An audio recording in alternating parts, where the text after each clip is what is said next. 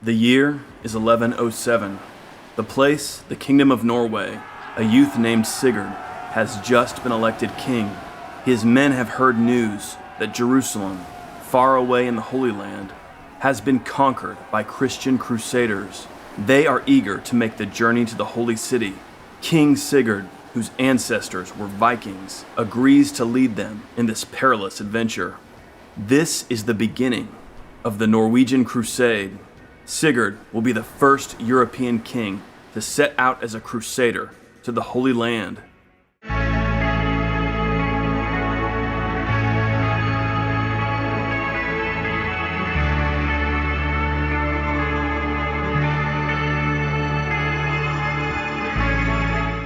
Sigurd's father had been King Magnus III. On his death, Magnus had given the throne to not one, but all three of his sons, Sigurd, Olaf, and Eystein. Throughout history, royal sons have battled one another for control of their father's kingdom. But in this case, the three sons governed harmoniously. Under their brotherly rule, the Kingdom of Norway prospered. By now, it was nearly a decade since the First Crusade had established the Kingdom of Jerusalem. The three brother kings of Norway, like many rulers throughout Christendom, were excited by the idea of this victory. They agreed that their kingdom should do something to aid the Holy Land. Among the Norwegians, young Sigurd was considered to be the ideal candidate to lead a long expedition. Thus, Sigurd gathered together a force of some 5,000 men and departed Norway in a fleet of 60 dragon-headed longboats. Meanwhile, his brothers and the others left behind prayed for their success. King Sigurd and his warriors were the descendants of Vikings.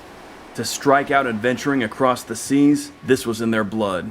The journey resembled an old-time Viking raid, with one crucial difference. Rather than seeking to plunder Christian churches, Sigurd and his men were on their way to worship at the holiest Christian shrine of all, the Church of the Holy Sepulchre, in Jerusalem. Sigurd's journey spanned many lands. In 1107, they wintered with King Henry I of England. By 1108, they sailed along the coast of Portugal, where they defeated Moorish pirates. They continued on to the Balearic Islands, scoring more victories over the Moors and gaining enormous loot. By 1109, Count Roger II of Sicily welcomed them to his domain and gave them lavish accommodations. Finally, in the spring of 1110, Sigurd and his men departed Sicily for the Crusader states. At the port city of Jaffa, they were greeted by King Baldwin I of Jerusalem. Baldwin received Sigurd like a brother, escorting him to the holy city of Jerusalem.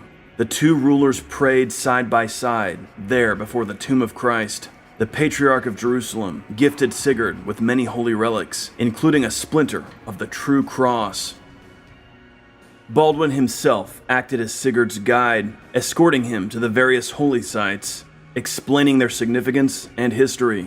This culminated at the River Jordan, where Sigurd and Baldwin again prayed together in a most solemn ceremony. Finally, King Baldwin hosted a feast in honor of the Norwegians. Amid the celebration, Baldwin talked with Sigurd about the possibility of a joint military operation. Sigurd replied that he had come to Jerusalem for no other purpose. Baldwin had only to name the city he wished help in reducing, and Sigurd would join him. Over the past decade, King Baldwin had captured many of Palestine's port cities. Sidon, however, still evaded him. Located south of Beirut and north of Tyre, Sidon was one of the chief ports of the region. Presently, Sidon was ruled by the Fatimid Caliphate of Egypt and had been used by the Fatimids to launch raids against the Christian ports. With his army, Baldwin besieged Sidon's land defenses, while Sigurd's longships blockaded Sidon from the sea. From Tyre, the Fatimids launched a force of ships to relieve Sidon, but they were defeated by Sigurd's fleet. Baldwin attacked the city with catapults and a siege tower draped with vine branches, mats, and damp ox hides for protection against Greek fire. The Saracens hatched a plan to sneak out and burn Baldwin's engines, but the king's spies forewarned him, and he foiled the plot. Eventually, Sidon's Fatimid garrison asked for terms. Baldwin was generous, allowing the citizens to depart unmolested or to remain in the city as his protected subjects. The garrison evacuated safely, while the bulk of the citizenry chose to remain. Sidon now belonged to King Baldwin. Sigurd's crusade was a success. Sigurd and his men said goodbye to Baldwin and the Franks of Jerusalem, then set out by sea on their long return journey. They stopped in Constantinople, where Sigurd left his ships, as well as many of his men who went into service for the Byzantine emperor.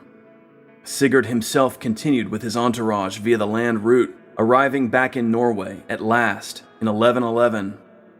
There, at the shrine of St. Olaf, Sigurd deposited the priceless relic of the True Cross, a powerful commemoration of his crusade. Today, if you visit the Church of the Nativity in Bethlehem, you'll see on one of the columns a 12th century image of St. Olaf, the patron of Norway. It's the oldest existing image of St. Olaf. The Norwegian Crusade is a remarkable journey, an exciting chapter in the history of the Crusades, and arguably a poetic closure to the Viking Age.